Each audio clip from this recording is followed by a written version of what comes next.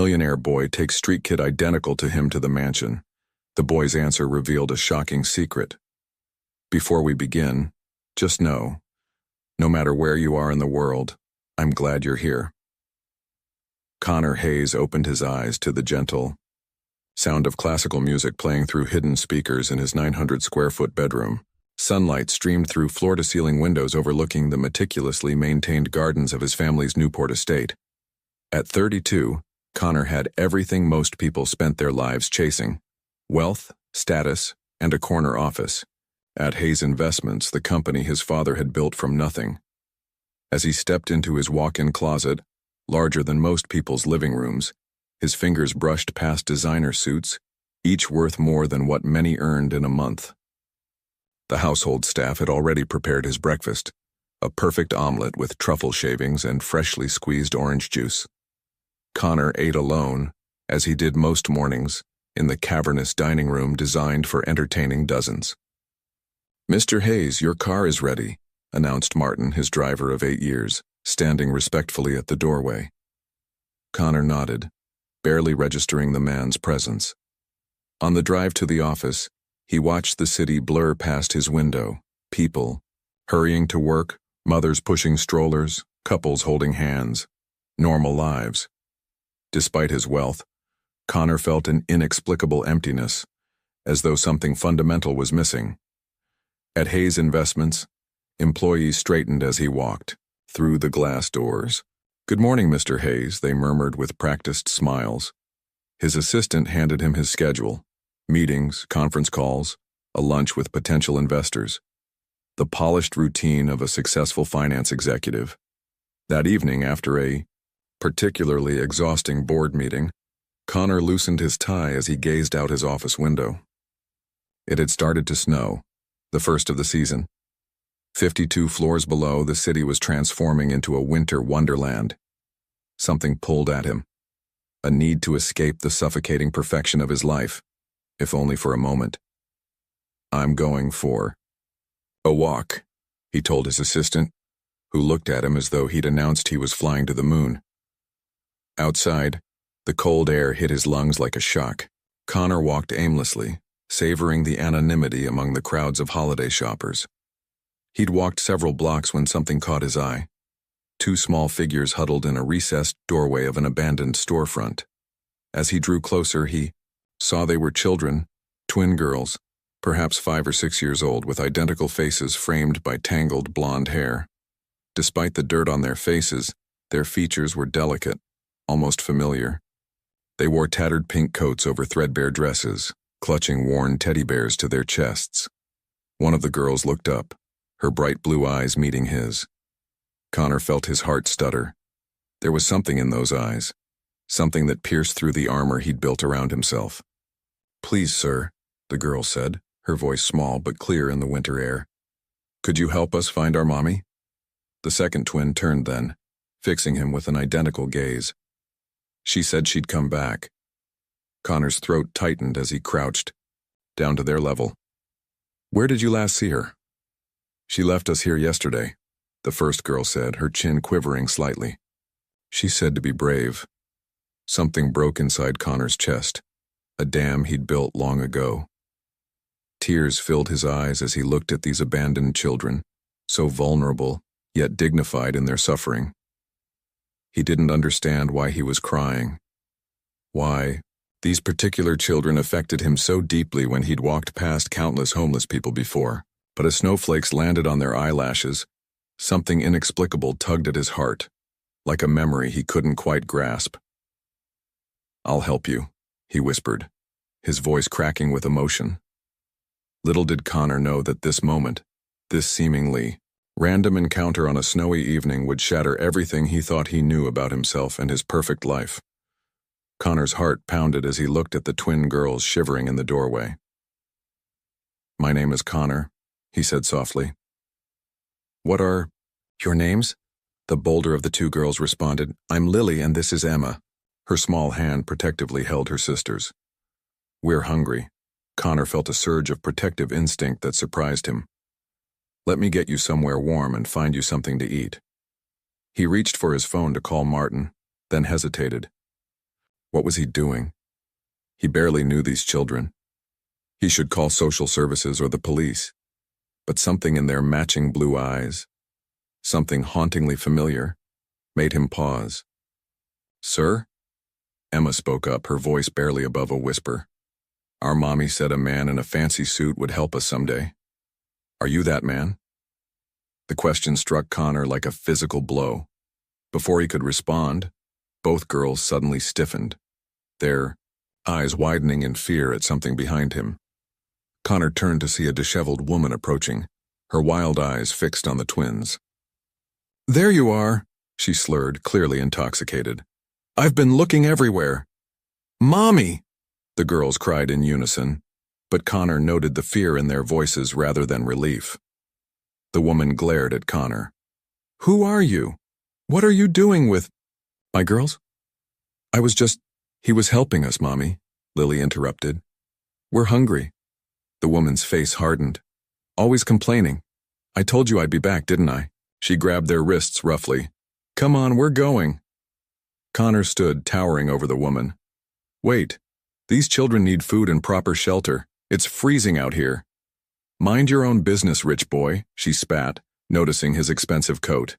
"These are my kids." Something felt wrong, terribly wrong. The twins' fearful glances, their malnourished appearance, the woman's aggressive demeanor. "At least let me give you money for food," Connor said, reaching for his wallet. The woman's eyes narrowed with interest. "How much?" As Connor pulled out several $100 bills, he caught Emma's eye. She subtly shook her head, tears threatening to spill. "Actually," Connor said, putting his wallet away, "I'd like to call someone who can help all of you. The girls need medical attention." The woman's face contorted with rage. "You think I'm not taking care of them? You think you know better than their own mother?" She yanked the girls toward her, making them whimper. "Fine, keep your money. We don't need your charity." As she dragged the twins away, Emma looked back at Connor with such desperation that it physically hurt him. Lily dropped her teddy bear in the snow, but the woman didn't stop. Connor picked up the worn bear, brushing off the snow. Without thinking, he followed them, maintaining a discreet distance. They turned down an alley, then another, finally entering a dilapidated building with broken windows. Standing outside in the gathering darkness, Connor clutched the teddy bear and made a decision. He called his assistant. "Sarah, I need you to find me the best child welfare attorney in the city. Tonight." "Mr. Hayes?" His assistant sounded concerned. "Is everything all right?" "No," Connor replied, staring at the building where the twins had disappeared. "But I'm going to make it right." As he ended the call, Connor noticed something peculiar about the teddy bear. A small tag sewn into its foot with faded letters. "Property of Hayes Memorial Hospital." The same hospital where Connor was born. A chill that had nothing to do with the snow ran down his spine as pieces of a puzzle he didn't yet understand began to form in his mind. That night, Connor couldn't sleep. The twins' faces haunted him, and the teddy bear with the Hayes Memorial Hospital tag sat on his nightstand like an accusation. Around 3 a.m. he finally drifted off, only to be plunged into a nightmare. In his dream he heard babies crying, not one, but two.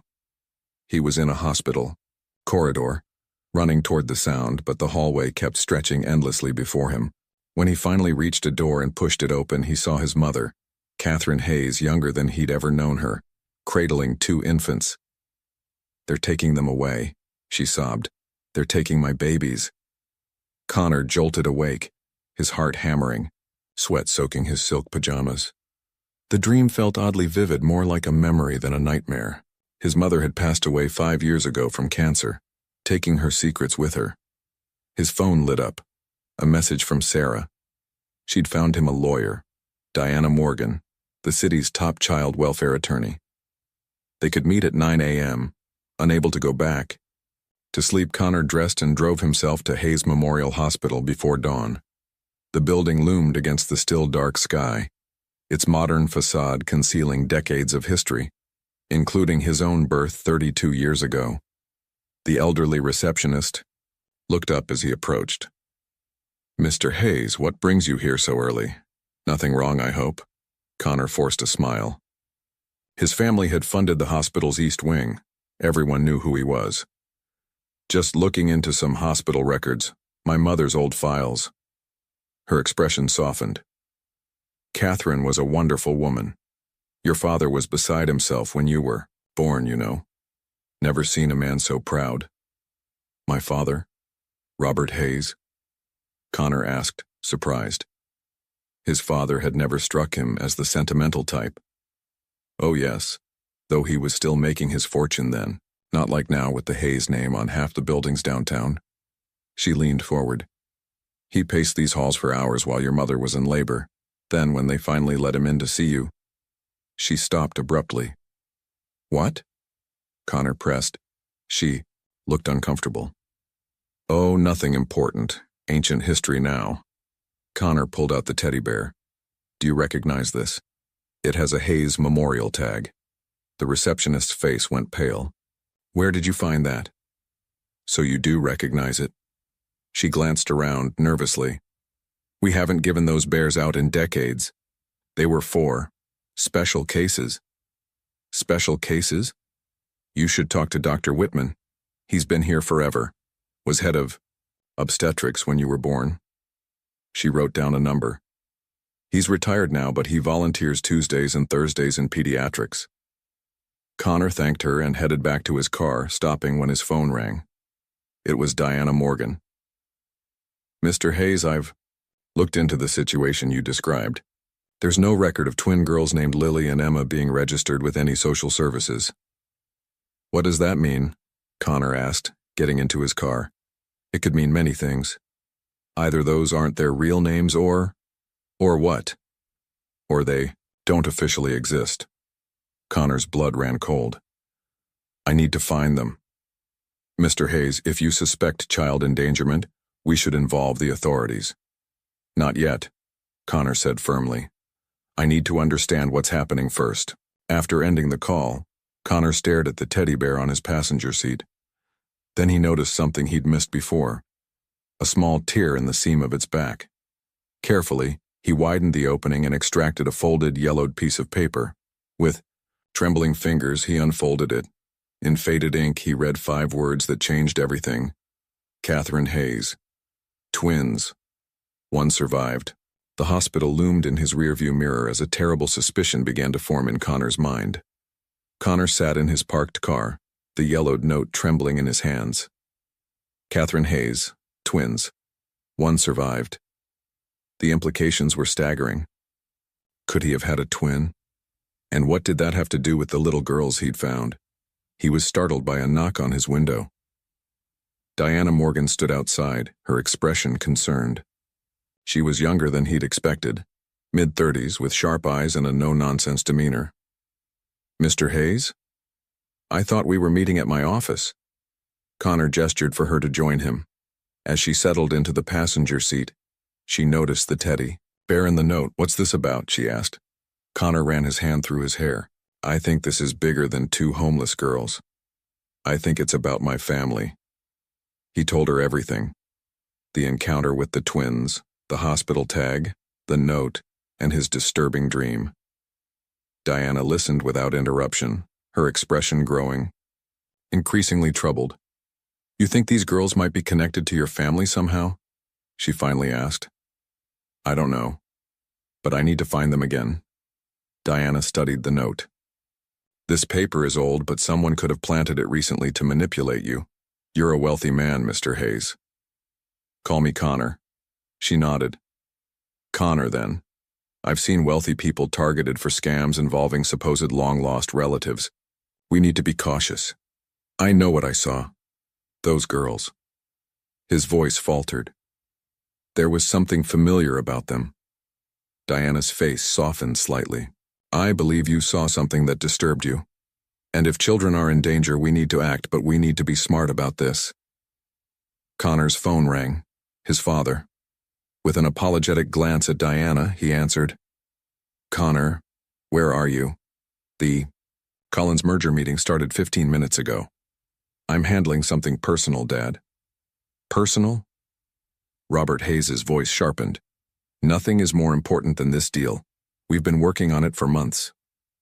I'll be there as soon as I can, Connor promised, though he had no intention of keeping it. After hanging up, he looked at Diana. My father can't know about this yet. Not until I understand what's happening. Diana nodded. Fair enough. I have a contact in the police department who can help us locate the building you saw without making it official. But first, I'd like to speak with this Dr. Whitman at the hospital. As they walked back toward the hospital entrance, Connor's phone buzzed with a text. It was from Sarah, his assistant. Your father is furious. Also, Elizabeth Mercer called, said it's urgent. Connor froze. Elizabeth had been his mother's closest friend and confidant. They'd lost touch after his mother's death. Something wrong? Diana asked. We need to make a stop first, Connor said, showing her the message. Elizabeth might know something about my mother's pregnancy. 20 minutes later, they pulled up to a modest brownstone in a quiet neighborhood. Elizabeth opened the door, immediately as if she'd been watching for them. Connor, she said, embracing him tightly. It's been too long. She was in her 60s now, but her eyes were as bright and observant as ever. Inside, Elizabeth poured tea with trembling hands. I saw you on the news last night, she explained. You were in the background of a story about homelessness. You were talking to two little girls. Connor leaned forward. Did you recognize them? Elizabeth's eyes filled with tears. Not them specifically. But when I saw your face, the way you looked at them, I knew. It's time you learned the truth. She reached for an old leather album on her bookshelf and placed it on the coffee table. Your mother made me promise to give you this if you ever started asking questions. She opened it to reveal a sonogram image labeled, Hayes Twins, 12 weeks. But this makes no sense, Connor whispered. Why would my parents hide a twin? Elizabeth's expression darkened. Not your parents, Connor, your father. Catherine never knew what he did. Diana and Connor exchanged glances as Elizabeth turned the page to reveal a photo of Catherine holding two newborn infants, her face radiant with joy. What did my father do? Connor asked, his voice barely audible. Elizabeth took a deep breath. Catherine had a difficult pregnancy. The doctors put her on bed rest for the final months. Your father hired a private nurse, Veronica Blackwood, to care for her. Connor had never heard the name before. During delivery, there were complications, Elizabeth continued. Catherine was heavily sedated. When she woke, Robert told her one of the twins hadn't survived. Elizabeth's voice cracked. She was devastated. But that wasn't true, Connor said, staring at the photo of his mother holding two healthy babies. I only saw this photo once, when Catherine showed me secretly. By then, Robert had convinced everyone, including the hospital staff, that there had only been one baby. You. He had documents, death certificates. Catherine began to doubt her own memories. Why would he do that? Diana asked. Elizabeth looked pained. Robert was building his empire then. He'd made some questionable deals. He was paranoid about rivals using his family against him. I think he saw twins as a complication, a vulnerability. So what happened to my twin? Connor demanded. Catherine believed Robert had arranged an adoption. She searched for years but hit walls everywhere. When she got sick, she made me promise to keep looking and to tell you when the time was right. And the nurse, Veronica? She disappeared right after the birth. Catherine thought she was involved. Connor's mind raced. These little girls I found, they can't be my twin. The timing doesn't work. No, Elizabeth agreed. But there's more. She turned to another page in the album, showing a young man who looked remarkably like Connor. This is Thomas. I found him 3 years ago. He was your twin. Connor felt like he'd been punched. Was? Elizabeth's eyes filled with tears. He died in a car accident shortly after I located him. He never knew about you. But before he died. Her voice faltered. What? Connor pressed. He had daughters, twin girls. The room seemed to spin around Connor. Lily and Emma. I don't know their names. Thomas married a woman named Melissa. They lived in Riverside. When Thomas died, Melissa fell apart. Drugs, alcohol. I lost track of them until I saw you on the news with those girls. Diana pulled out her phone. Thomas's last name? Reynolds. His adoptive family's name. Diana typed rapidly. Thomas Reynolds died 3 years ago in a collision on Highway 16, survived by wife Melissa and twin daughters, age 2 at the time. Connor stood abruptly. We need to find them. Now. Connor, Diana cautioned. If these are your nieces, we need to handle this carefully. If their mother is abusive or neglectful, we need evidence before we can intervene legally. Those girls were freezing and starving on the street. I understand, but we can't just take them. We need to build a case. Elizabeth touched Connor's arm. There's something else you should know. When Catherine got sick, she changed her will. She left half her estate in trust for her other child or any descendants. Robert fought it, but couldn't break that provision. There's a trust worth millions waiting for Thomas's children. Connor's phone buzzed again, his father calling for the 3rd time. He silenced it. Robert never knew I found Thomas, Elizabeth added. But if he discovers you're looking for the girls, the implication hung in the air. If Robert Hayes had separated twins once, what would he do to protect his secret now? I need to get back to that building where I saw them go, Connor said. Diana nodded. I've texted my police contact. He'll meet us there. As they headed for the door, Elizabeth pressed the album into Connor's hands. Catherine wanted you to have this, and Connor, be careful. Your father is a powerful man. In the car, Connor stared at the photo of Thomas, the brother he never knew he had, whose daughters now needed him. The pieces were falling into place, but one question remained unanswered. If my father arranged my twins' adoption, how did Thomas's daughters end up on the street with a woman who appears to be neglecting them? Diana's expression was grim. That's what worries me. If your father's involved in this somehow. Connor's jaw tightened. Then those girls are in even more danger than we thought. Connor and Diana drove through increasingly narrow streets as evening fell. The neighborhoods grew more run-down with each passing block. Finally, they spotted a police cruiser parked discreetly near the dilapidated building Connor had followed. The girls, too. A plainclothes officer approached as they parked. Diana, he greeted with a nod. This must be Mr. Hayes. Thanks for coming, Jack, Diana said. This is Connor Hayes. Connor, this is Detective Jack Martinez. Connor shook the detective's hand. Have you seen anyone enter or leave the building? Several people, Jack confirmed, including a woman with 2 small girls about an hour ago. They went in but haven't come out. Connor's heart raced. That's them. What's our approach? Diana asked. Jack looked concerned. This building's condemned, but squatters use it. It's not safe, especially for children. I can check on the minors' welfare, standard procedure. And if they are my nieces, Connor asked, we document the conditions. If they're unsafe, we can remove the children temporarily while we investigate. And then what? Connor pressed. Diana touched his arm. Then we file for emergency custody based on your family connection, pending a more permanent arrangement.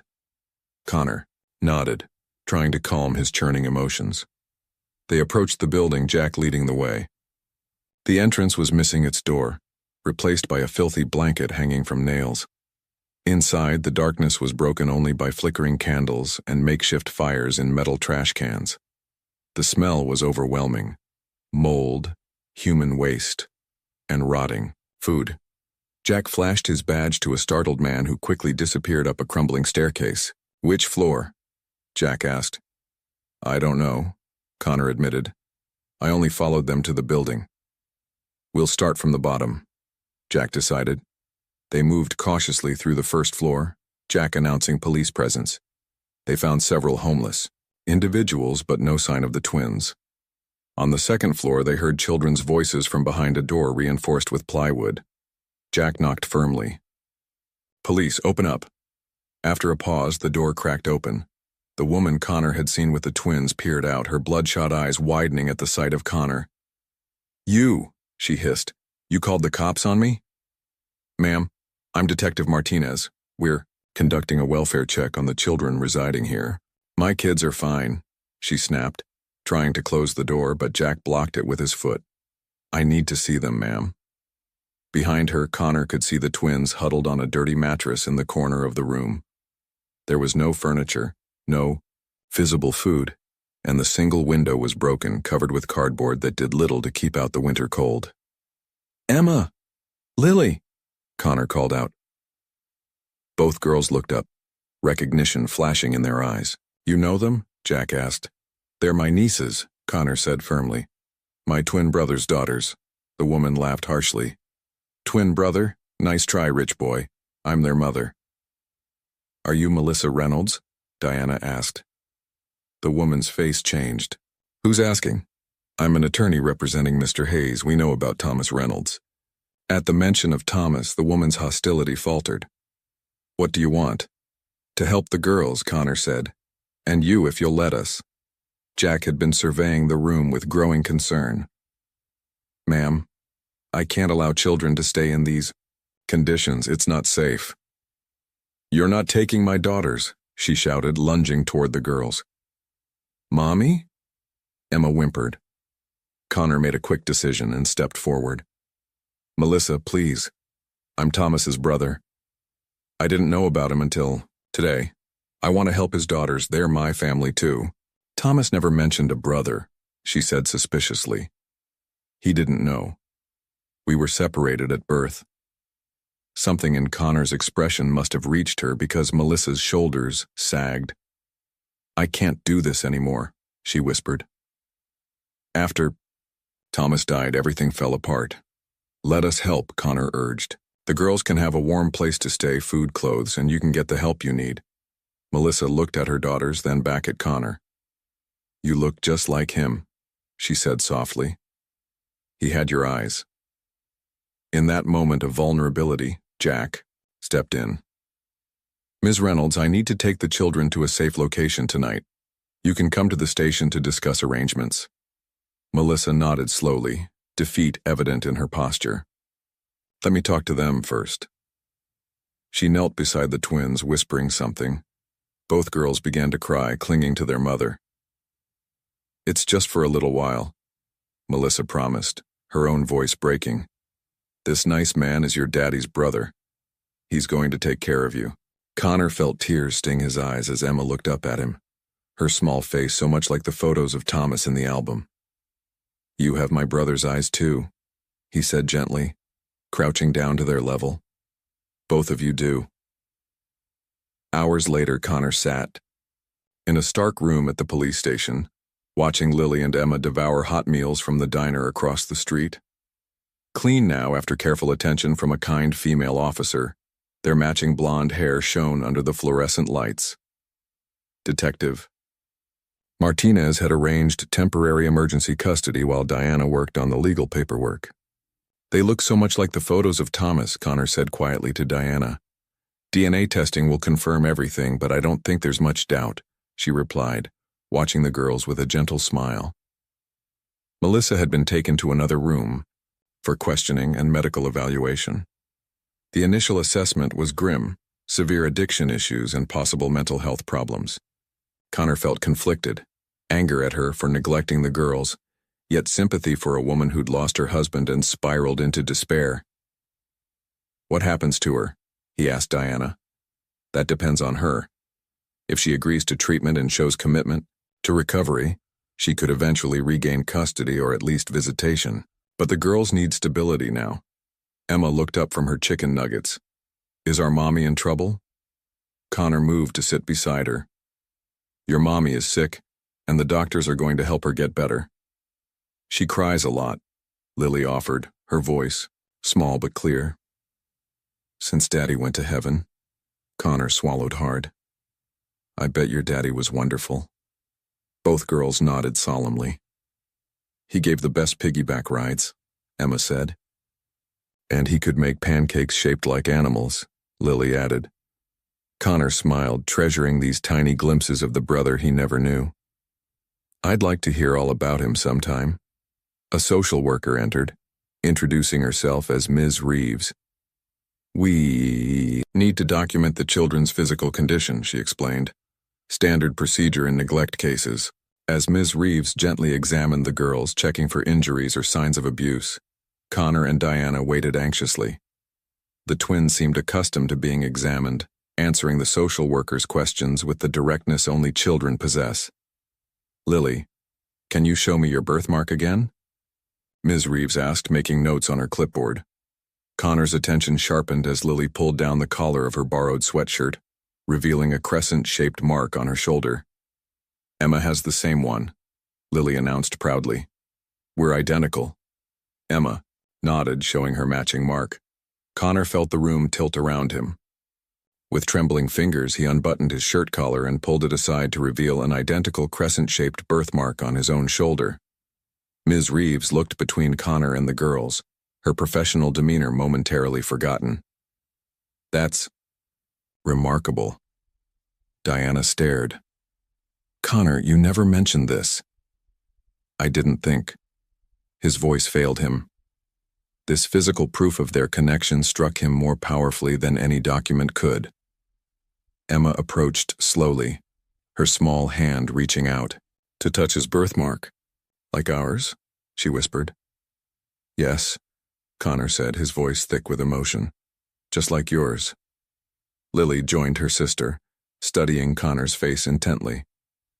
"You look like Daddy, but your eyes are sadder." Connor couldn't hold back his tears any longer. "I wish I had known your daddy. I wish I had known I had a brother." Hesitantly, Emma climbed onto his lap, followed immediately by Lily. Connor held them gently, these precious pieces of the twin he'd never known, his heart overflowing with a fierce protectiveness. Ms. Reeves cleared her throat, visibly moved. "Mr. Hayes, given the circumstances and the obvious family connection, I'll recommend you for emergency kinship placement. The girls can go home with you tonight, pending court approval." "Thank you," Connor whispered, not trusting himself to say more. Detective Martinez entered with news. "Melissa's agreed to a 30-day inpatient treatment program. She's signing voluntary temporary custody papers now." As the adults discussed logistics, Connor felt a small hand on his cheek. Lily was studying him intently. "Are you our uncle?" she asked. "Yes," Connor replied. "I'm your daddy's brother. Will we live with you now?" Emma's voice was hopeful, but uncertain. Connor met their identical blue gazes, his brother's eyes looking back at him. "If that's what you want, I have a very big house with plenty of room." "Do you have toys?" Lily asked, practical concerns taking precedence. Connor smiled through his tears. "Not yet, but we can fix that tomorrow." Both girls nodded seriously, as if concluding a business negotiation. Then Emma leaned against his chest, her small body relaxing with exhaustion. Lily followed suit, and within minutes, both were asleep, in his arms. Diana watched the scene with glistening eyes. "They trust you already." "I won't let them down," Connor vowed, looking down at his nieces. "I won't let Thomas down." Connor carried the sleeping twins from his car to his penthouse apartment, their small bodies light in his arms. Ms. Reeves followed with the girls' few belongings in a plastic bag, the teddy bears, a tattered photo of Thomas, and a worn children's book. "I'll check in tomorrow," she promised as she left. "Child Services will inspect your home within 48 hours. Alone with his nieces, Connor looked around his immaculate minimalist apartment with new eyes. The sleek furniture, abstract art, and spotless surfaces suddenly seemed cold and unwelcoming for children. Tomorrow he would need to buy beds, clothes, toys, everything 2 5-year-old girls might need. For tonight he placed them gently on his king-sized bed, still wrapped in the blankets from the police station. He was watching them sleep when his phone vibrated with a text from his father. "Meeting tomorrow, 8 a.m. No excuses." Connor silenced his phone. Tomorrow would bring its own battles. For now, he needed rest. He woke at dawn to find Lily staring at him from inches away. He'd fallen asleep in a chair beside the bed. "Your house is very big," she whispered. Good morning to you too, Connor smiled. Emma's still sleeping, she reported. I'm hungry. Connor realized he had no suitable food for children. How about we order breakfast? Lily nodded solemnly. Pancakes? Like Daddy made? Absolutely. By the time Emma woke, pancakes had been delivered and Connor was receiving a detailed education on the proper animal shapes from Lily. Daddy made the best elephant pancakes, she explained, demonstrating with her fork. Emma wandered in, rubbing her eyes. Where's Mommy? Connor sat her gently on a chair. Remember? Mommy's with doctors who are helping her get better. Emma nodded, but her lower lip trembled. Connor quickly added, and we're going shopping today for anything you girls need. New teddy bears? Emma asked hopefully. If you want. But what about these? Connor gestured to their worn bears. They're special, Lily explained, taking a bite of pancake. Daddy gave them to us. Connor nodded, understanding. Then we'll keep them forever. After breakfast, Connor was faced with a dilemma. He couldn't miss another day at work without explanation, but he couldn't leave the girls. He was considering options when his doorbell rang. To his shock, Frank, his family's longtime chauffeur, stood outside. Mr. Connor, Frank said with a slight bow. Ms. Elizabeth sent me. She thought you might need assistance today. Connor stared, uncertain. Frank had worked for his father for decades. Could he be trusted? Reading his hesitation, Frank lowered his voice. I've known about Thomas since he was born, sir. I drove your mother to see him secretly several times when he was a child. I've been waiting for this day. Connor felt like the ground had shifted beneath him. You knew all this time? Frank nodded, his weathered face solemn. Your mother trusted me. I helped her track Thomas until we lost him at 18 when he changed his name. She never knew he'd found him again. Connor studied the man who had driven him to school for years, never hinting at the secrets he kept. Why didn't you tell me? It wasn't my place, sir. But now that you know. Frank gestured subtly toward the apartment where the twins were visible eating pancakes. I'm here to help. Connor made a split-second decision. Come in. There's someone you should meet. Or rather, two someones. Inside, the twins looked up curiously. Girls, this is Mr. Frank. He was a good friend of your grandmother. Frank's professional composure cracked as he looked at the twins. They have Catherine's smile, he said softly, and Thomas's eyes. Emma scrutinized him. Are you a driver? You have a driver hat. Frank knelt to her level, removing his cap respectfully. Yes, miss, I drove your grandmother for many years, and your uncle too. Can you drive us? Lily asked excitedly. Frank looked to Connor for permission. We need to go shopping. Connor, confirmed. And then to my office. I can't miss a board meeting with my father today. I understand, sir. The car is waiting whenever you're ready. As they prepared to leave, Frank whispered, Your father doesn't know I'm here. Ms. Elizabeth thought it best. Connor nodded, grateful for these unexpected allies who had protected his mother's secrets for years. For the first time, he felt he wasn't facing this alone. Thank you, Frank, he said, watching the twins pull on their tattered coats. For everything. Frank's eyes glistened. I made a promise to your mother, sir. I intend to keep it. The day proceeded like a whirlwind. First, a shopping expedition where Connor quickly learned that 5-year-old girls had very definite opinions on everything from shoes to toothbrushes. Frank waited patiently as they filled the car with clothes, toys, and children's furniture for immediate delivery. I've never spent so much on clothes in my life, Connor remarked as they left the department store. You should have seen your mother shopping for you, Frank replied with a rare smile. She bought out entire children's departments. These casual glimpses into his mother's life, the life he'd known yet somehow hadn't fully seen, gave Connor a bittersweet ache. By the time they reached Hayes Investments' gleaming tower, the twins were happily wearing new matching blue dresses and coats. Connor had instructed his assistant to prepare the conference room adjacent to his office with coloring books, puzzles, and a television with children's programs. Sarah, these are my nieces, Lily and Emma. Connor introduced as they arrived. They'll be staying in the conference room during my meeting. Sarah's professional composure slipped for just a moment. Nieces?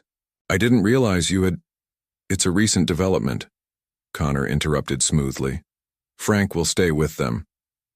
Of course, Sarah nodded, recovering quickly. The board is already assembled in the main conference room. Your father has asked about you 3 times. Connor knelt to the twins' level. I need to go to a meeting now. Can you be good girls for Mr. Frank? Both nodded solemnly. Lily whispered, Is your daddy mean? Connor was taken aback by her perception. Why do you ask? You look scared, Emma observed. I'm not scared, Connor assured them, though it wasn't entirely true. Just busy. I'll be back soon. As he walked toward the boardroom, Connor steeled himself. He hadn't prepared what to say. To his father. Should he confront him immediately or wait? The decision was made for him when Robert Hayes stepped into the hallway. Where the hell have you been? Robert demanded, then froze as he spotted the twins down the corridor. Visible, through the glass conference room walls, the color drained from Robert's face. What are they doing here? Connor studied his father, the man who had separated him from his twin who had lied to his mother for decades. You recognize them. It wasn't a question. Robert grabbed Connor's arm, pulling him into a nearby empty office. Who are they? He demanded, his voice dangerously quiet. You know exactly who they are, Connor replied, surprising himself with his calm. They're Thomas's daughters. Robert's composure cracked. Who told you about Thomas? Does it matter? I know everything. I know you separated us at birth. I know you lied to Mom her entire life. I know Thomas died 3 years ago, never knowing. He had a brother. Robert paced, his usual commanding presence fragmented by panic. You don't understand. I did what was necessary. Necessary? Connor's calm shattered. You stole my brother from me. You stole a son from Mom. What possible justification? I was protecting this family. Robert's voice rose. I had enemies who would have used any weakness against me. Twins would have been a target. That's insane. Connor cut him off. You didn't protect anyone. You destroyed our family. Robert's eyes hardened. What I built has provided you with everything. You've never wanted for anything. Except a brother, Connor said quietly. Except the truth. Robert glanced again toward the conference room. Those children, are you certain they're his? They have our birthmark, Connor said. And they're the spitting image of Thomas from the photos I've seen. DNA tests are being processed. Robert sank into a chair. For a moment, he looked old and defeated. It was never supposed to come to this. Thomas was adopted by a good family. He was supposed to have a good life. And did he? Do you even know? I made sure he had opportunities. Anonymous donations to his college fund, connections to good jobs. You spied on him? Connor was incredulous. I kept track of him, Robert corrected. From a distance. But I lost him after college when he changed his name. Connor pieced together the timeline. So you didn't know he died? That he had children? Robert shook his head, genuine grief crossing his face. I would have helped them. Like you helped him? By stealing him from his mother and brother? Connor couldn't keep the bitterness from his voice. I did what I thought was right, Robert insisted, though. His conviction seemed to waver. Catherine was in no condition to handle twins. She had severe postpartum depression. I thought she'd be better with just one. That wasn't your decision to make, Connor said. No, Robert admitted quietly. It wasn't. The rare admission of fault from his father left Connor momentarily speechless. Robert composed himself, CEO mask sliding back into place. What do you intend to do with those children? They're my nieces. I've been granted temporary custody while their mother undergoes treatment. Treatment? For addiction. She fell apart after Thomas died. Robert absorbed this, then asked, And The board meeting? The Collins merger can wait, Connor said firmly. Those girls can't. To his surprise, Robert nodded. I'll handle the board. Take the day. As Connor turned to leave, Robert added, Connor, don't tell them who I am. Not yet. Connor paused at the door. I don't intend to. They've been through enough trauma already. Thank you, Robert said, so quietly Connor barely heard it. Walking back to the conference room, Connor felt oddly unburdened. The confrontation he'd dreaded was over, though he knew this was just the beginning of a long, complicated process. When he entered, the twins looked up from their coloring books. That was a fast meeting, Lily observed. We're going home, Connor announced. Already? Emma looked disappointed, holding up her half-finished drawing. You can finish it at home, Connor promised. And we'll order pizza for lunch. Both girls cheered, gathering their new belongings. Frank approached. Everything all right, sir? Connor looked back toward his father's office. No, but maybe it will be. As they left, Connor noticed Robert watching from a distance, his expression unreadable as he observed his son with his brother's children. For a moment, their eyes met across the expanse of the modern lobby, father and son separated by decades of secrets, yet connected by the two small girls holding Connor's hands. 3 days later, Connor sat in Diana's office reviewing the DNA, test results that confirmed what he already knew. Lily and Emma were indeed his nieces, his twin brother's daughters. The girls had settled into his home with remarkable adaptability, and Connor was quickly learning the art of bath times, bedtime stories, and managing identical twins who could switch places to confuse adults. So what happens now? Connor asked, holding the official paperwork. Diana leaned back in her chair. We file for permanent custody. Given the circumstances, you have a strong case as their closest living relative. And Melissa? She's doing well in treatment, according to her caseworker. She'll likely request visitation rights eventually. Diana studied Connor. Would you oppose that? Connor shook his head. No. Despite everything, she's their mother. They love her. Diana smiled approvingly. That's the right answer. Family court judges appreciate that attitude. Their conversation was interrupted by Connor's phone. It was Frank.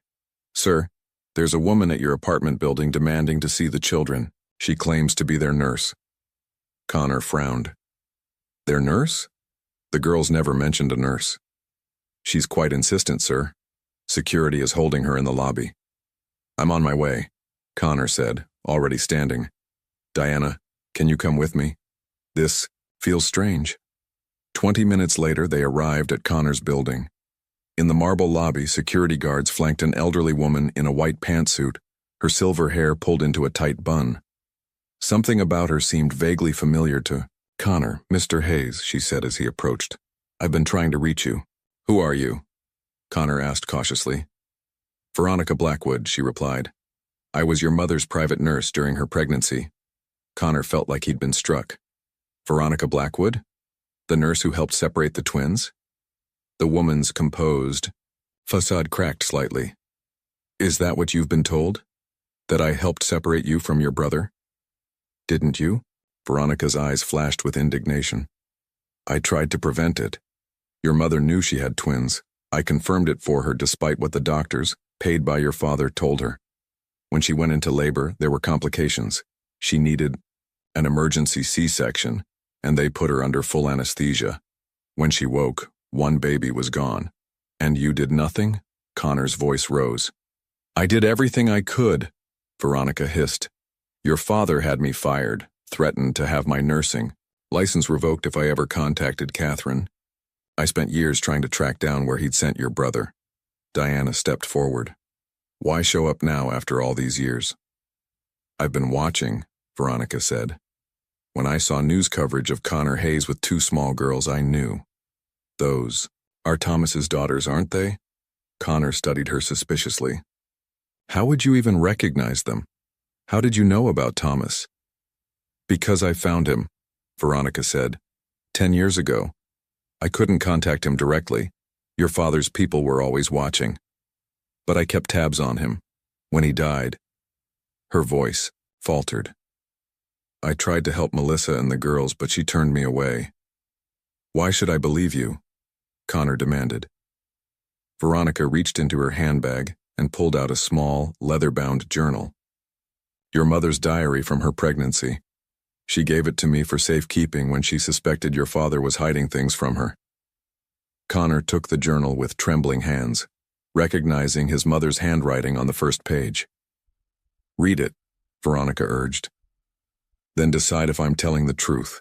Connor flipped through pages of his mother's intimate thoughts, her joy over expecting twins, her confusion when doctors later insisted there was only one baby. Then he found an entry dated 3 days after his birth. Veronica confirmed my suspicions. There were 2 heartbeats, 2 babies. She's the only one I can trust. Robert is hiding something terrible from me. If anything happens to me, Veronica has promised to find my other son. Connor looked up, his anger fading. She trusted you. With her life, Veronica confirmed, and with her sons. I failed her for years, but when I finally found Thomas, she reached into her bag again, producing a photograph of a younger Veronica holding twin baby girls. I was there when these little ones were born.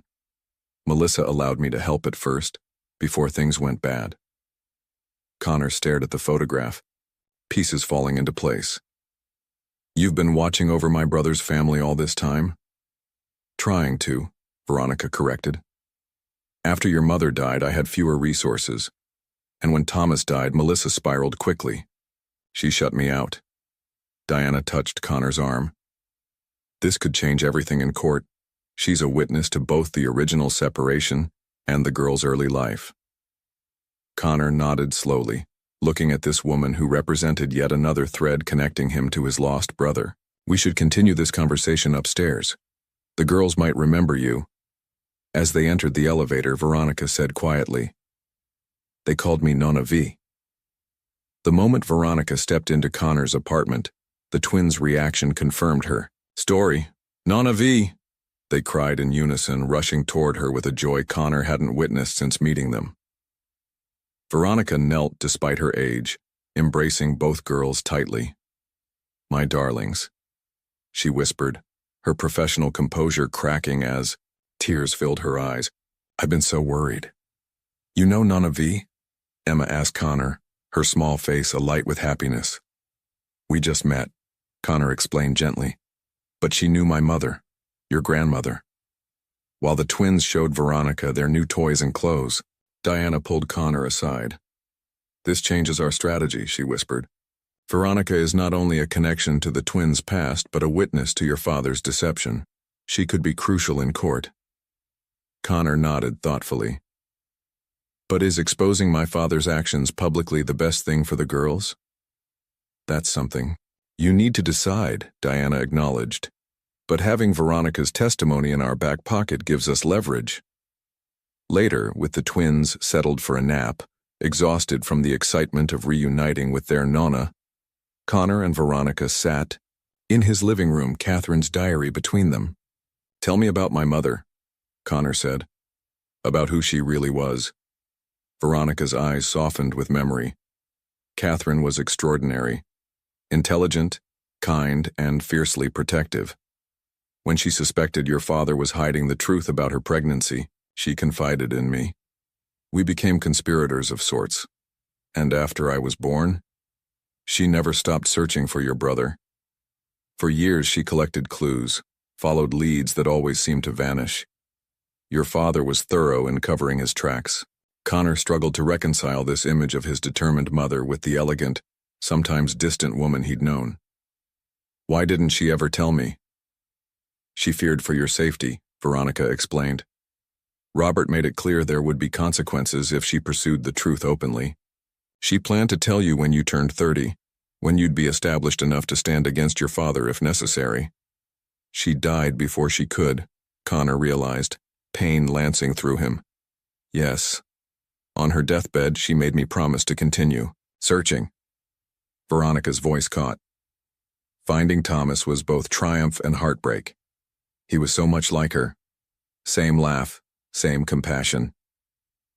Did he know about me? No. I observed from a distance, through mutual connections. I was working up the courage to approach him directly when her voice faltered. The accident, Connor finished. Veronica nodded.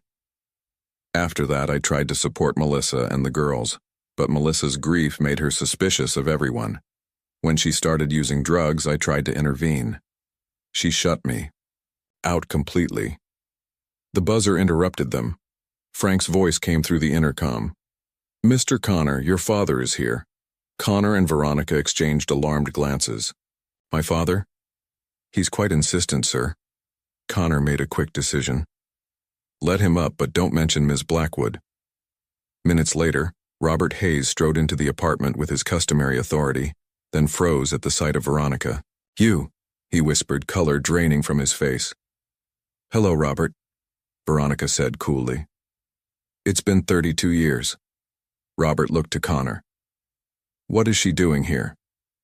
"Filling in the gaps in your story," Connor replied. "Like how you threatened her license if she told Mom about her twins." Robert's jaw tightened. "I did what was necessary to protect this family." "By traumatizing your wife? By separating brothers?" Connor challenged. "You can't understand the pressures I was under," Robert insisted. "I was building an empire from nothing. Enemies were circling, a complicated pregnancy, twins. It was too much for Catherine's health." "That wasn't your decision to make," Connor argued. "I was trying to protect all of you," Robert maintained, but his voice lacked conviction. Veronica stood, facing Robert directly. "You were protecting yourself, Robert. Your reputation, your ambitions. Catherine was stronger than you ever gave her credit for." For the first time in Connor's memory, his father seemed at a loss for words. Behind him, a small voice spoke from the hallway. "Uncle Connor, who's the angry man?" All three adults turned to see Lily standing there in her pajamas, Emma peering around her. Connor moved quickly to the twins. "This is a business associate," he improvised. "He's just leaving."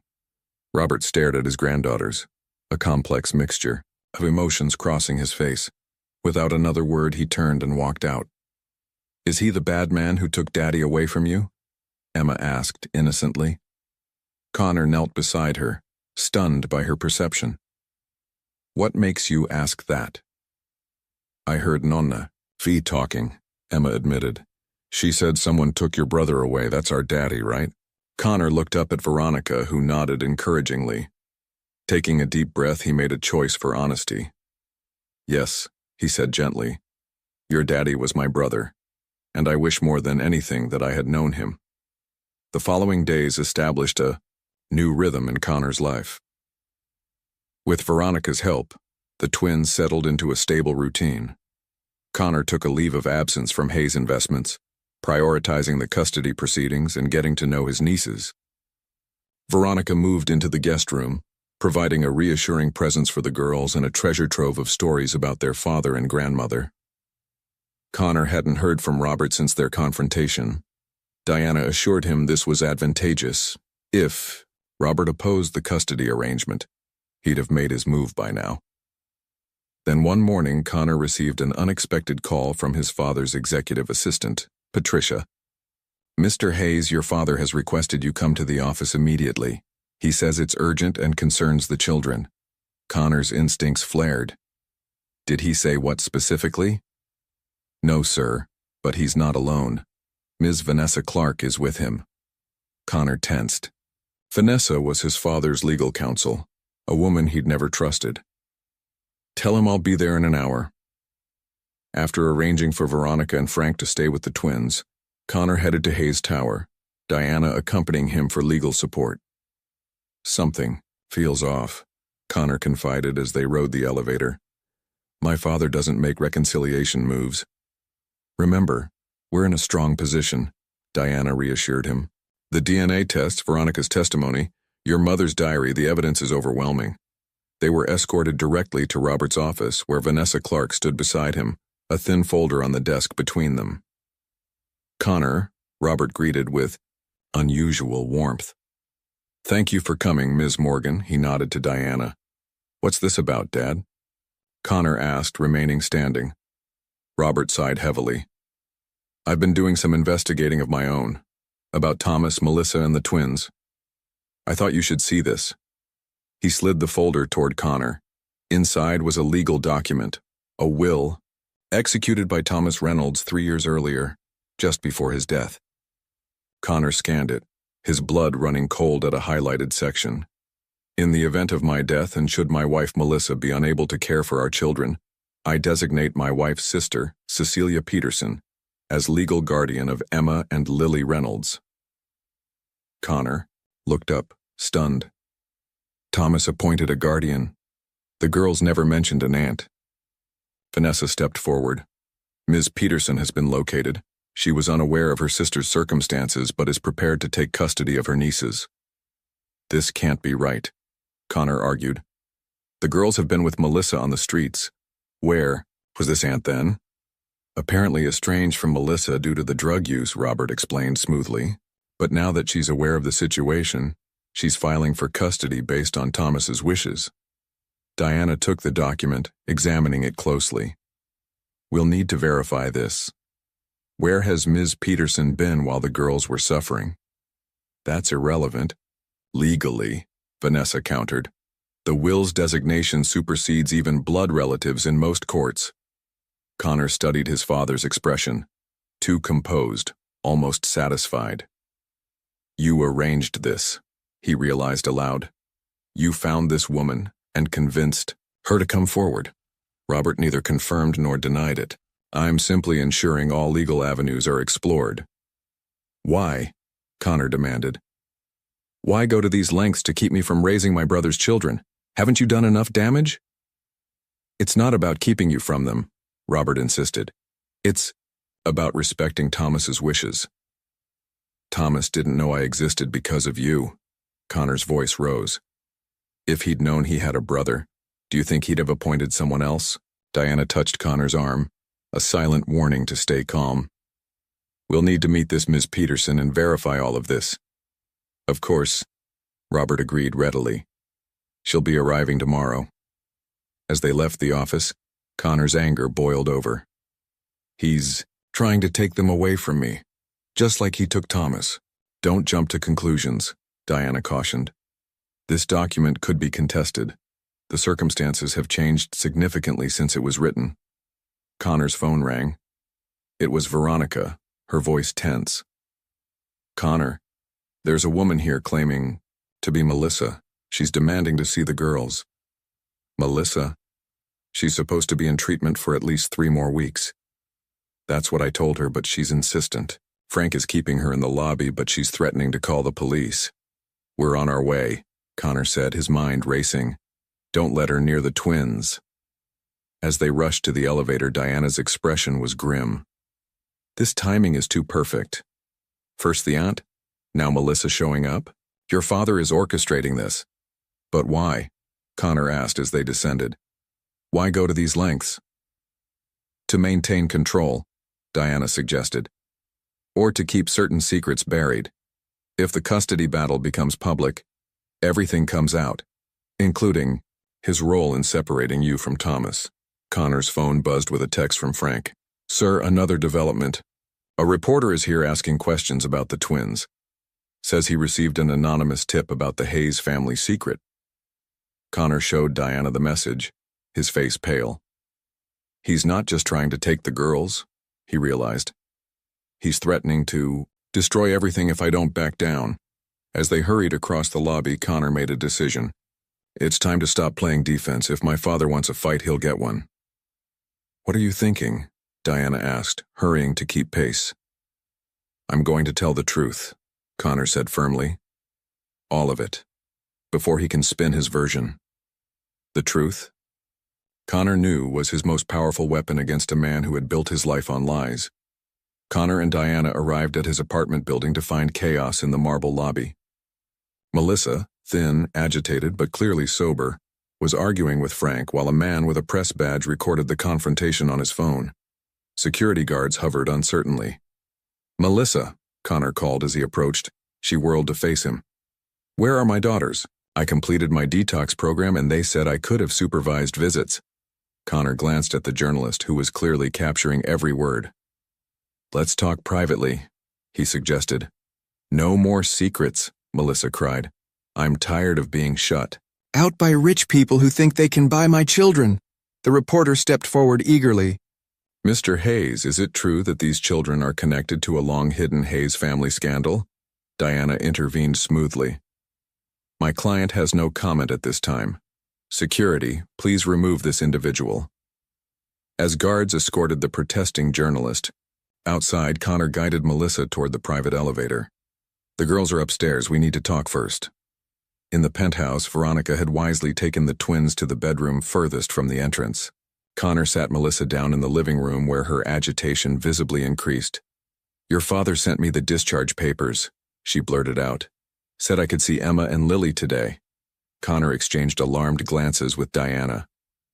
My father contacted you, Robert Hayes? Melissa nodded. He visited me at the treatment center yesterday, said he was their grandfather and wanted to make things right. He gave me this. She pulled out an envelope containing $10,000 in cash. For a fresh start with the girls. Did he ask you to do anything in exchange? Diana asked carefully. Melissa hesitated.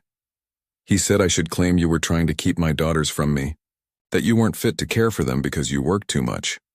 Connor felt a cold fury building. Did he mention your sister Cecilia? Melissa looked genuinely confused. Cecilia? I haven't spoken to her in years. She wanted nothing to do with me after I started using. Your husband appointed her as the girl's guardian in his will, Diana explained gently. What? No, he didn't, Melissa protested. Thomas and Cecilia barely knew each other. They met maybe twice. Connor's phone rang. Elizabeth. Connor, turn on the news right now. He grabbed the remote, switching on the television to find his father addressing reporters outside Hayes Tower. Deeply concerned about my son's recent erratic behavior, Robert was saying. While I sympathize with his grief over discovering his brother's passing, his fixation on claiming his brother's children borders on unhealthy. These girls belong with their mother or designated family, not with an uncle they've just met who's clearly working through his own trauma. The camera panned to show Vanessa beside Robert, along with a woman Connor didn't recognize. This is Cecilia Peterson, Robert continued. The girl's rightful guardian, according to their father's wishes. We're simply trying to respect Thomas Reynolds' final requests for his daughters. The woman, Cecilia, apparently, stepped forward with rehearsed emotion. I just want my nieces to be with family who've known them their whole lives, not caught in a power struggle within the Hayes empire. Connor muted the television, his expression hardening. He's trying to paint me as unstable and himself as the reasonable patriarch. Melissa stared at the screen. That's not Cecilia, she said flatly. I don't know who that woman is, but she's not my sister. The room fell silent as the implications sank in. He hired an actress, Connor realized. The will, the sister, it's all fabricated. Diana was already typing on her phone. I'll get an emergency hearing. This is fraud. Melissa looked between them, bewildered. Why would he go to these lengths? To control the narrative, Connor explained. To protect his reputation. Veronica appeared in the doorway. The girls are asking for their mother. Melissa's eyes filled with tears. Can I see them, please? Connor nodded, a plan forming. Yes. And then we're going to tell the truth. All of us. Together. Within the hour, Connor had arranged for a different reporter, Janet Chen, a respected investigative journalist who had been critical of Hayes' investments in the past. She arrived with a camera operator, setting up in Connor's living room where he sat flanked by Melissa, Veronica, and Diana. Elizabeth joined them, bringing Catherine's diaries and photos. Ready? Janet asked. Connor nodded, glancing toward the bedroom where Frank was keeping the twins occupied. My name is Connor Hayes, and this is the true story of how my father, Robert Hayes, separated me from my twin brother at birth, and how I discovered the truth through his daughters, my nieces. As the camera rolled, 32 years of lies began to unravel. The interview aired the following evening. Connor watched with Melissa, Veronica, and Diana as Janet Chen's report systematically dismantled 32 years of deception. The story was compelling. A powerful businessman separating twins at birth, a mother's lifelong search, a chance encounter with orphaned nieces, and a grandfather's desperate attempts to maintain his secrets. Connor's phone hadn't stopped ringing. Since the broadcast began, board members, business associates, friends, he ignored them all, focused on the twins sleeping peacefully in the next room, unaware of the storm their existence had unleashed. "What happens now?" Melissa asked quietly when the program ended. "The court hearing is tomorrow," Diana replied. "With the fraudulent will exposed and the fake aunt revealed, the judge will likely grant joint custody to both of you." Connor looked at Melissa with newfound respect. Since returning from treatment, she'd shown remarkable clarity and commitment to her daughter's well-being. "Are you comfortable with that arrangement?" he asked. Melissa nodded. "The girls need stability. Your home, your resources, you can give them things I can't. But they need their mother too." "We'll make it work," Connor promised. "They deserve to have both of us in their lives." His phone lit up with a text from Elizabeth. "Robert's been taken to the hospital, apparent heart attack after the broadcast." Connor stared at the message, conflicted emotions washing over him. "My father's in the hospital," he announced. "Are you going to see him?" Veronica asked gently. "I don't know," Connor admitted.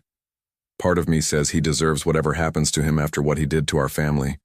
But another part, he's still your father," Veronica finished. "Catherine would want you to go." An hour later, Connor stood outside the private hospital room, gathering his courage.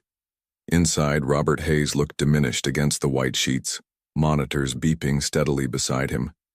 His eyes opened as Connor entered. "Come to witness the fall of the mighty?" Robert asked weakly. "I came because you're my father," Connor replied, taking a seat. "Despite everything," Robert studied him silently, "you've destroyed me, you know. The board is meeting tomorrow to vote me out. The company stock has dropped 15%. My legacy is in ruins." "You destroyed yourself," Connor corrected, "with lies that spanned decades. I built an empire for you," Robert insisted. "Everything I did was to secure your future. At the cost of my brother's life, my mother's happiness, those little girls' stability." Connor leaned forward. "That wasn't your decision to make."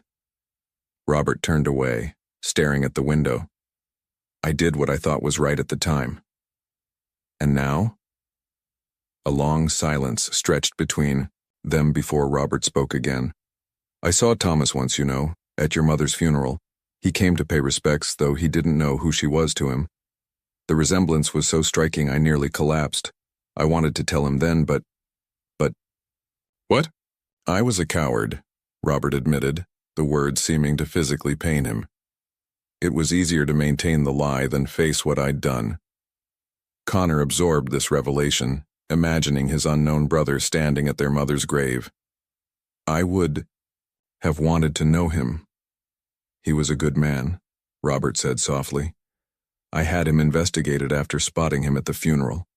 He worked as an architect, designed schools and community centers, always putting others first, like Catherine."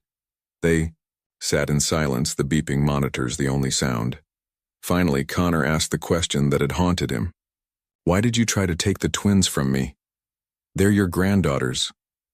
Robert closed his eyes. "Because they're evidence of my greatest sin. Because every time I looked at that news footage of you with them, I saw what I'd stolen from you and Thomas. From Catherine." His voice broke. "From myself." For the first time, Connor glimpsed the true weight his father had carried, the corrosive effect of 3 decades of guilt and deception. "The girls asked about you," Connor said. "They know you're their grandfather now." Robert's eyes opened, a flicker of something like hope crossing his face. "What did you tell them? That you made a terrible mistake a long time ago? That you're trying to figure out how to make it right?" Connor stood. "The question is, are you?" Before Robert could answer, Connor's phone buzzed with a message from Diana. "Emergency at your apartment. Come now. I have to go, Connor said, moving toward the door. Connor, Robert called after him. I am sorry. For everything. Connor paused, nodding once in acknowledgement before hurrying away, uncertain if he'd ever find it in himself to forgive. The man who had altered the course of so many lives with his selfishness. Right now, all that mattered were the twins, his last connection to the brother he would never know. Connor raced from the hospital, his mind conjuring worst-case scenarios. When he arrived at his apartment building, police cruisers with flashing lights crowded the entrance. His heart pounding, he pushed past officers to the elevator. Inside his penthouse, he found Diana speaking with Detective Martinez, while Veronica comforted a tearful Melissa on the couch. What happened? Where are the girls? Connor demanded. They're safe, Diana assured him quickly. In your home office with Frank. Relief flooded Connor. Then what's going on? Detective Martinez stepped forward. Vanessa Clark attempted to take the twins. Security stopped her in the lobby. Vanessa? My father's attorney? She had forged emergency custody papers, Diana explained. When security challenged her, she became hysterical, claiming the girls were in danger with you. She's being processed downtown now, Martinez added. But that's not all. We found these in her possession. He handed Connor a file folder. Inside were decades-old medical records, payment receipts to an adoption agency, and a handwritten agreement between Robert Hayes and Vanessa, then using her maiden name, Vanessa Blackwood. Blackwood? Connor looked to Veronica in shock. Like. My daughter, Veronica confirmed, her voice hollow. Vanessa is my daughter. The pieces clicked into place with sickening clarity. She helped my father separate the twins, Connor realized. Her own mother was trying to protect them, and she betrayed her. Veronica nodded, tears streaming down her face. Robert promised her a law career, connections, wealth, everything an ambitious young woman could want. I never knew, never suspected, until I saw her with him on the news yesterday. She's been helping him cover this up for 32 years, Diana said. The fraudulent will, the fake aunt, all her doing according to her preliminary statement. She panicked when your interview aired, Martinez explained. Apparently she worried you'd eventually connect her to the original separation and decided to take matters into her own hands. Connor felt a strange calm settle over him. It's finally over then. Yes, Diana confirmed. With Vanessa's confession and the evidence, there's no legal barrier to the custody arrangement we discussed. Connor walked to his office where Frank stood guard outside. Inside, Emma and Lily played a board game, blissfully unaware of the drama that had unfolded. Uncle Connor, they called in unison, running to hug him. He embraced them tightly, marveling at how completely these two small girls had transformed his life in just a few short weeks. Is everything okay? Emma asked, sensing his emotion. Everything is perfect, Connor assured her. 6 months later, Connor stood in the sunshine of a perfect June day, watching Emma and Lily chase butterflies across the garden of his newly purchased home in the suburbs. A home with a backyard, bedrooms decorated with princess themes, and photos of Thomas displayed prominently throughout. Melissa, now 4 months, sober and working as a teacher's aide, sat on the patio with Veronica, planning the twins' upcoming 6th birthday party. Their arrangement had settled into a comfortable rhythm. The girls lived primarily with Connor but spent weekends with their mother in the guest house on his property. Frank approached, carrying a tray of lemonade. He had retired from driving to become the house manager, a role he embraced with grandfatherly warmth toward the twins. Visitor at the gate, sir, he announced. Connor was surprised to see Robert, looking frail but determined as he made his way slowly up the garden path, with a cane. After his recovery, he had resigned from Hayes Investments, turning control over to Connor, who had immediately implemented family-friendly policies and ethical reforms. Grandpa, the twins called out, approaching Robert cautiously. Over the past months, they had met him several times, gradually warming to the quiet, repentant man so different from the imposing figure Connor had known. I brought presents, Robert said, holding out two identical gift boxes. What are they? Lily asked excitedly. Open them and see, Robert encouraged. Inside each box was a silver locket. When opened, each contained a tiny photo of Thomas on one side and Catherine on the other. Your daddy and grandma, Robert explained softly. So you'll always have them with you. Connor watched the scene with mixed emotions. He hadn't fully forgiven his father, but he understood now that forgiveness was a journey, not a destination. As the summer breeze rustled through the garden, Connor felt a sense of completion. The family that had been fractured by one man's fear and ambition was healing, differently shaped than it might have been, but healing nonetheless. In the twins' laughter, he sometimes heard echoes of the brother he never knew. And in their eyes, he saw the future his mother had always dreamed of, her family finally whole.